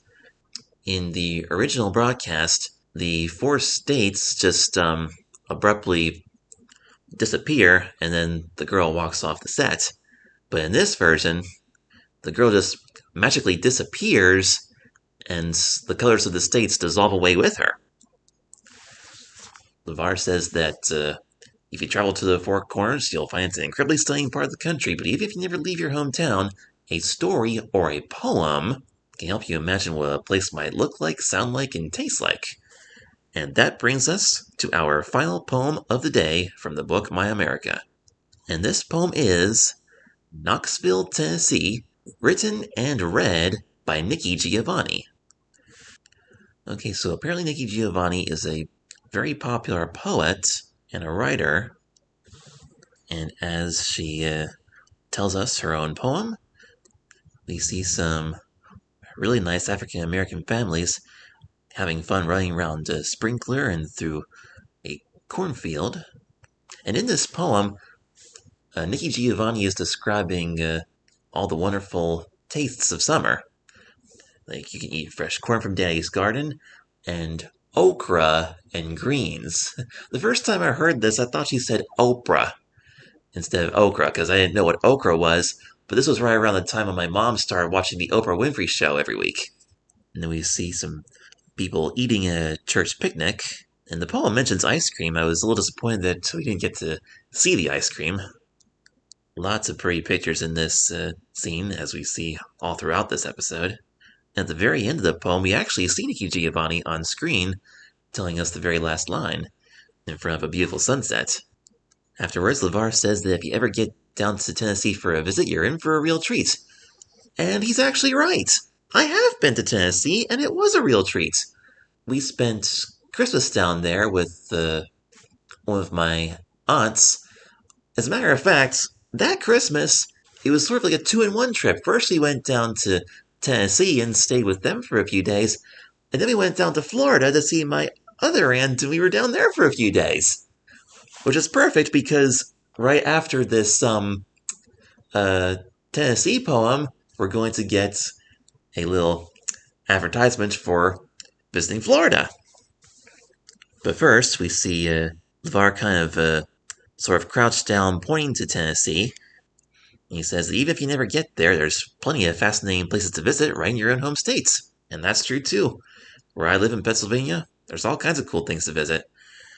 And as LeVar is standing on the map, in the background, like right underneath Florida and the southern states and stuff, you can see footage of fish swimming around, like as if that's the ocean. That's kind of cool. LeVar says it's time for another word from one of our sponsors, and he jumps across the map and lands on the state of Florida. LeVar disappears, and Florida, which is another state made of metal, sort of comes up to the screen, and another little door opens, and there's a little girl named Kathy. She tells us about all the beaches, theme parks, forests, cities, and swamplands that they have in Florida. And once again, we see some more reused footage from previous episodes. When she mentions alligators, we see a brief clip from the episode Mama Don't Allow. And then a picture of a manatee it was originally from the episode Sam the Sea Cow, but then they used it again later in the episode My Life with the Wave, which I do have. We'll see that later. And finally, when she mentions dolphins, there's a short clip from the episode Lewis the Fish, where we see a dolphin trainer. We don't see the trainer here, but we do see the dolphins from that scene. Huh. It looks like Kathy's wearing some kind of hats and one of those microphone things. I wonder if she's pretending to be like a fast food restaurant drive-thru, because she says, "Have an ice cold glass of orange juice to go." And then LeVar comes up, and the girl hands LeVar this glass of orange juice. And also, it looks like LeVar is carrying what appears to be a Burger King bag. Correct me if I'm wrong, but that's seriously what it looks like, because I see this yellow circle with a blue stripe along the edge, and it's right in the middle. It looks like they covered up the words that say Burger King, but that's seriously what the logo looks like. Huh. I wonder if I can find a picture of a Burger King bag from 2000. Yep. This typed in Burger King bag 2000, and there's a picture from Reddit's 2000's Burger King, and it does have that design. And I can also see those little those yellow splotches all surrounding the little circle there. And you can kind of see them on the show here too, Reading Rainbow. So it looks like this episode was produced right after Burger King updated their logo for the new millennium. Because they changed their logo in 1999, right when they invented the Burger King Big Kids meal, I remember. And then in 2000, they changed the signs on all the restaurants, including the one right down the street from here. Because whenever we left the house to go someplace, we always drove right past a Burger King. I remember when we first moved in here, it had the old logo, and then like a year later, they switched it to the new one. Interesting. So I wonder if there was some kind of breakfast sandwiches or something in that Burger King bag, and the girl gave LeVar a glass of orange juice to go with it. So this kid was pretending to be a drive-through girl at a Burger King. That's funny. This just in, folks. I have just made yet another shocking discovery. This girl who did the Florida segment here on Reading Rainbow, at first I thought her name was Kathleen, but it's actually Kathleen Hurley. So you know who that is? She was the original voice of Dora the Explorer. I can't believe I never picked up on that after hearing this a million times, because, let's see, when did Dora the Explorer premiere? August 14th, 2000, so that would be 7 months before My America came out. Dora the Explorer premiered on Nick Jr. 7 months before Reading Rainbow released the My America episode on PBS. Wow! Because I had watched a little bit of Dora the Explorer on Nick Jr. before watching Reading Rainbow. I wasn't really into it, wasn't my favorite, but I knew the voice, and now that I listened to it, it actually kind of does sound like Dora. I think the reason I didn't recognize it at first was because, on Reading Rainbow, she kind of just uses her normal voice, and it doesn't sound quite as cartoony as it did on Dora. But yeah, that's her. Well, now we know that she lived in Florida. Interesting. Okay, we gotta wrap this thing up here, so LeVar comes back to the front of the map and says, if the idea of exploring our country has given you the traveling bug, then here are 3 books that'll map things out for you. But you don't have to take my word for it. And you don't have to take my word for it is what he says in every episode right before the book reviews. Now here's something interesting about the book reviews. I always used to think that the kids were just sitting on this little carpeted bench with a soft fuzzy wall behind them, and the pictures, the book is sitting right behind them, but it never occurred to me that the book is too huge for that. Like, if this was reality, the book would be much smaller. So what's happening here is the kids are sitting in front of a green screen, and then an enlarged picture of the book is behind them. And this is how they've done it from the very beginning, ever since 1983. So just quickly, I'm going to tell you about these review books here. The first one is The Scrambled States of America. I've never read that book. In fact, I don't think I've read any of these 3 books. I probably should, though. The Scrambled States of America, Weston Woods did a short animated film about that book, a little animated adaptation of that book. I remember seeing it at least twice. I think I used to go to some kind of therapy classes at the IU13, Intermediate Unit 13, and they had this whole section of, like, you know how at the public library they used to have these bags that had, like, a book and a read-along cassette inside? Well, at the IU13, they used to have these bags with a book and a video. These were all adaptation films made by Weston Woods and Scholastic. And my favorite one out of all of those was Chrysanthemum, but I also remember The Scrambled States of America being one of them. And I saw that film again later when I was in either 4th or 5th grade at Nitchauer Elementary. They put in the VCR TV at the school library, and we all sat and watched it together. And I remember this one scene that made everybody laugh. It was 2 of the states, I forget what the other one was, but one of them was Mississippi. It was like Miss Mississippi, and she was a lady, and it was her in this other state, and they were falling in love and sweet talking and everything. I gotta look at that book again and see what that whole situation was. But anyway, long story short, it's all these talking states that have faces on them, and they're all tired of their places on the map, so they decide to trade places with each other and kind of scramble up and go to different places on the map, and of course that turns out to be a huge mess. So yeah, that's basically it in a nutshell. The Scrambled States of America by Laurie Keller, I believe is the author of this book. The other 2 books reviewed in this episode are Tulip Sees America by Cynthia Rylant and Celebrate the 50 States by Lorene Leedy. Now, Cynthia Rylant, I discovered later that she is also the author of the High Rise Private Eyes series, illustrated by G. Brian Garris. That was one of my favorite book series when I was a kid in elementary school. And Lorene Leedy is also the author of another Reading Rainbow book, The Edible Pyramid, which was featured on the episode How to Make an Apple Pie and See the World.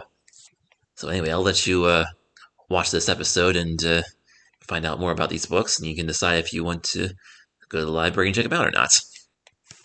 And now, we're about to reach the conclusion of this episode. We got one final segment here with LeVar. So basically, he wraps up the show by saying once more that the United States of America is a great place with lots of special things to see and special people to meet. And he says it's no wonder we call it America the Beautiful. I'll see you next time. And then he walks off the stage, the map disappears, and then we get a very beautiful montage of some overhead pictures, like views from an airplane of different parts of the United States. This one really interesting thing here is, I believe that's supposed to be a river. I'm not sure which river, but the river is so still and clear that it looks like the sky is, like the bushes on either side of the river are just kind of in the middle of the air, and the sky is both above it and below it. That's what it looks like with the reflection. It's really pretty. I had no idea that was supposed to be water when I was a kid. Lots of mountains, lots of fields. Got some horses riding through the desert there. I believe that's supposed to be the Grand Canyon. Very nice bridge with the sunsets. Is that the Golden Gate Bridge in California? I'm not sure. Oh no, there's the...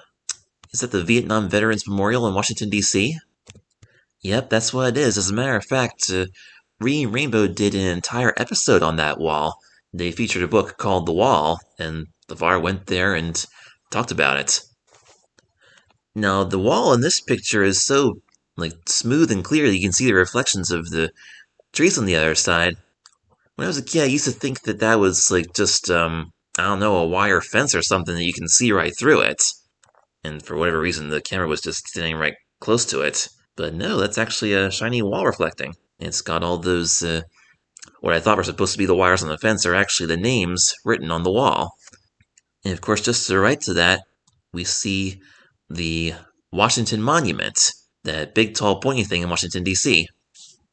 Now, when I was a kid, I thought that this was another scene filmed on my street, because right down the street from my house, there's a cemetery, and one of the, what do you call it, the tombstones or memorials or something in that cemetery looks almost identical to the Washington Monument.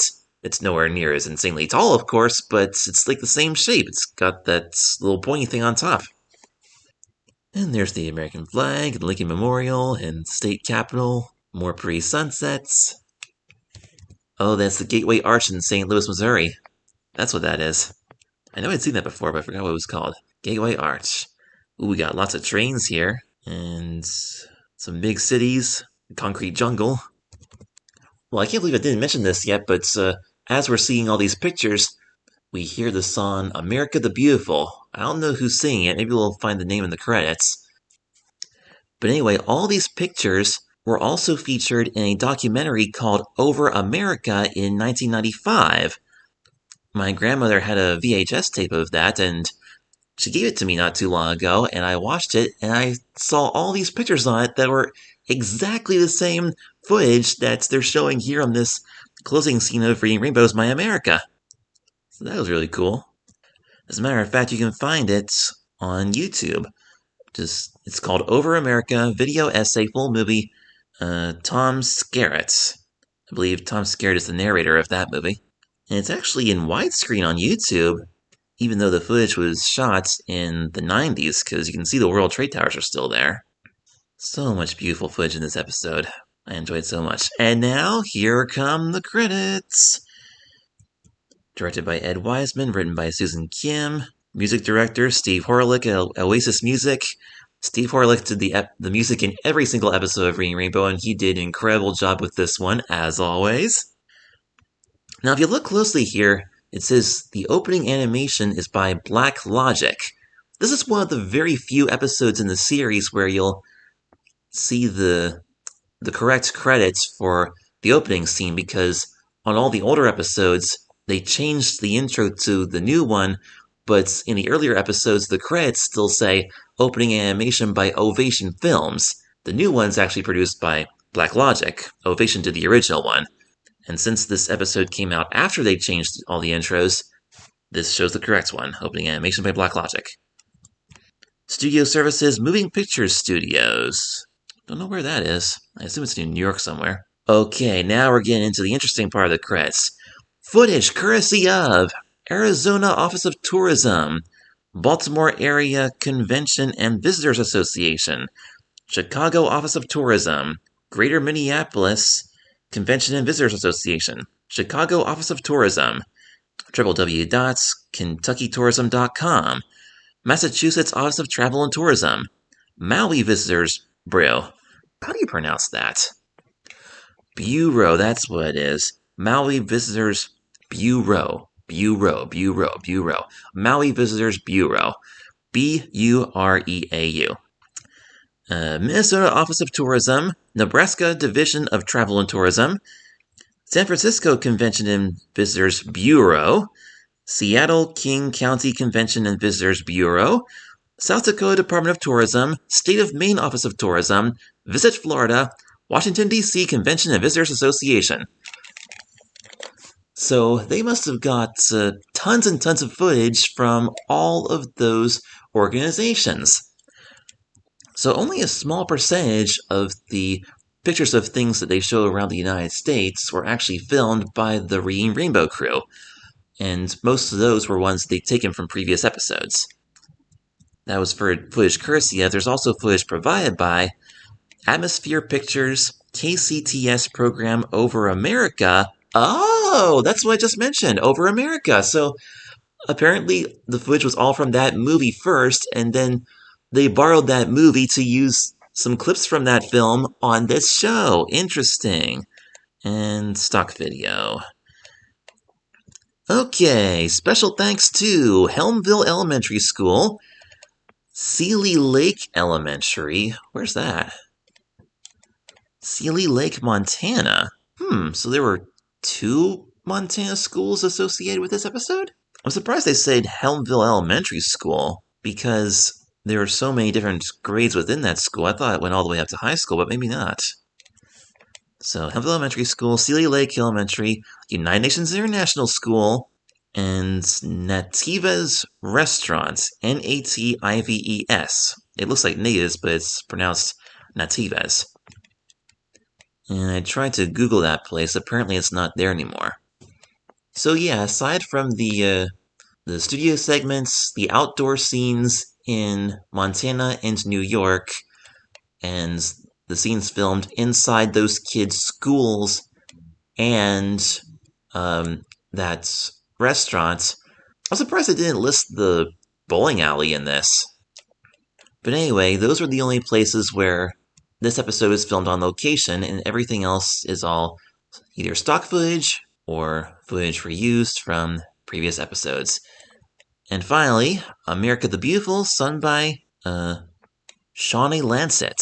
Hey, that's I wonder if she's related to Larry Lancet, the producer of Reading Rainbow, or the original producer, because the company Lancet Media Productions was named after Larry Lancet. Oh, Larry Lancet's daughter! Okay.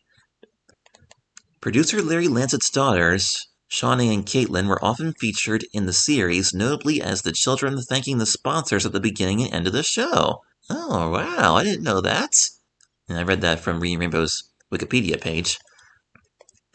And of course, at the very end of the credits, they show the authors, the publishers, and the copyrights for all the books that were featured in the episode. My America was actually published in 2000, right before this episode aired, so it was brand new. Celebrate the 50 States came out in 1999.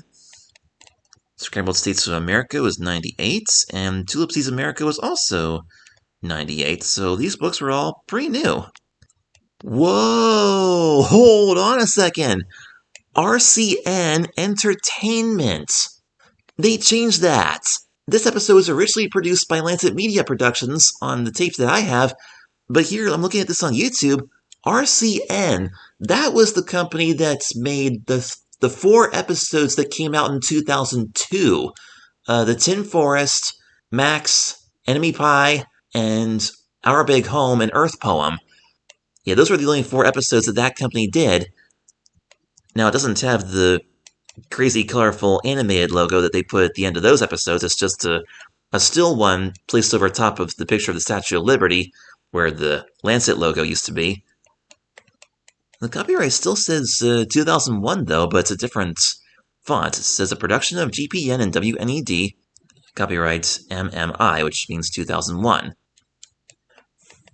So, if RCN Entertainment has their name on this episode, that most likely means that, well, at first I thought this was released the following year in 2002 with those other 4 episodes that they did, but since the copyright says 2001 still, maybe this was the first episode that RCN did, and they re-released it that fall, because this episode came out in the spring of 2001.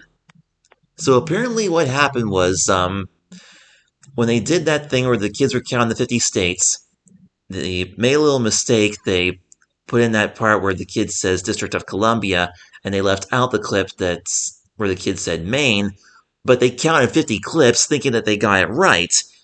And so they aired it that way, and apparently they must have gotten a lot of letters and phone calls from, I would assume, people in Maine, saying, no, you forgot about us, go back and change it. So they sent the episode back to the editors, they did it over again, and then they re-released it, either towards the end of 2001 or the beginning of 2002. Okie dokie. Interesting. So, this episode did get fixed after all, and I didn't realize it. And of course, that also explains why some of the transitions and special effects in this version were a little bit different than the original broadcast. That makes sense. Alrighty, ladies and gentlemen, boys and girls, that was Reading Rainbow, My America. And remember, you can find My America and all the other episodes of Reading Rainbow on Amazon Prime. I'm not going to say a whole lot here because we're running out of time, but I just want to say right off the bat, I almost feel tempted to say that this is the best episode of the series. I really do.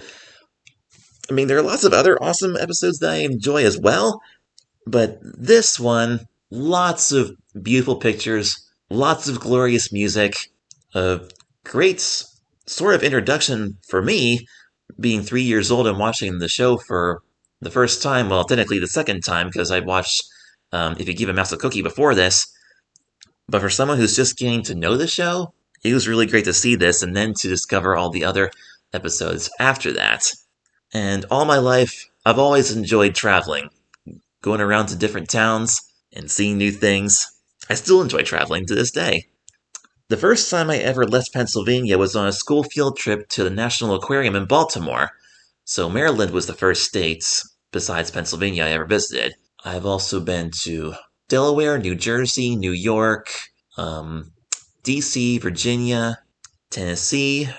We drove straight through Atlanta to go to Florida. We came back up through South Carolina. I've been on vacation in North Carolina. We went to the Outer Banks with my family a couple times. And Williamsburg, Virginia, we did another vacation. So I've been all over the East Coast. The farthest west I've ever been was Tennessee, but I'm excited to visit some more states one of these days. Watching this episode feels like you're watching a travel magazine come to life. It really makes you want to get out there and go places and see all these magnificent things. If you're going to ask me what my favorite part of this episode is, I would have to say the parts where the twins from the Twin Cities tell us all about Minnesota, including the Mall of America. Hi, I'm Michael. And I'm Daniel. We're twins who have just moved to the Twin Cities, St. Paul and Minneapolis, right here in our new home state, Minnesota. If you like swimming, you'll love Minnesota. It's called the Land of 10,000 Lakes. Also great for fishing and canoeing. And if all that exercise makes you thirsty, help yourself to our state drink. It's milk. We even have a state muffin, the blueberry. What's yours? Minnesota is the home of the amazing Mall of America. It's so big. It has an indoor roller coaster, Ferris wheel, and aquarium. And my favorite, the Walker Arts Center in Minneapolis, has the country's biggest sculpture garden. So come on up to Minnesota. You'll have twice as much fun.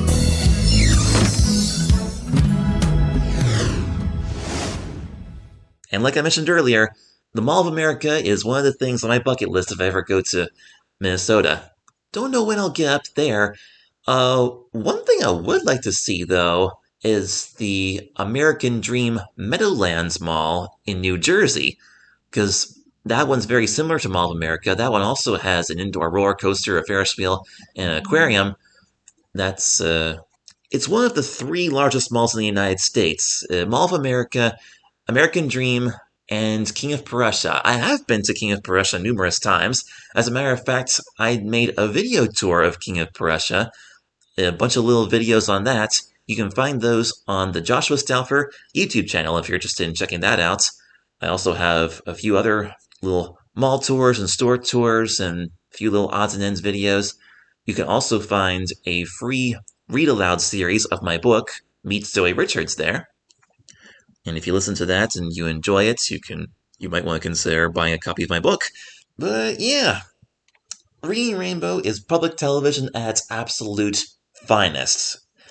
As much as I enjoy Eleanor Wonders Why, and of course Carl the Collector is awesome too, I still say that Reading Rainbow is my favorite PBS Kids show of all time. Like, it's one of those definitive timeless classics that's right up there with Mr. Rogers' Neighborhood.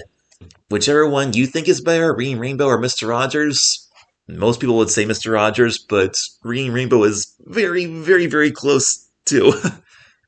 So yeah, next month, the first week of next month, we'll take a look at another classic episode of Reading Rainbow.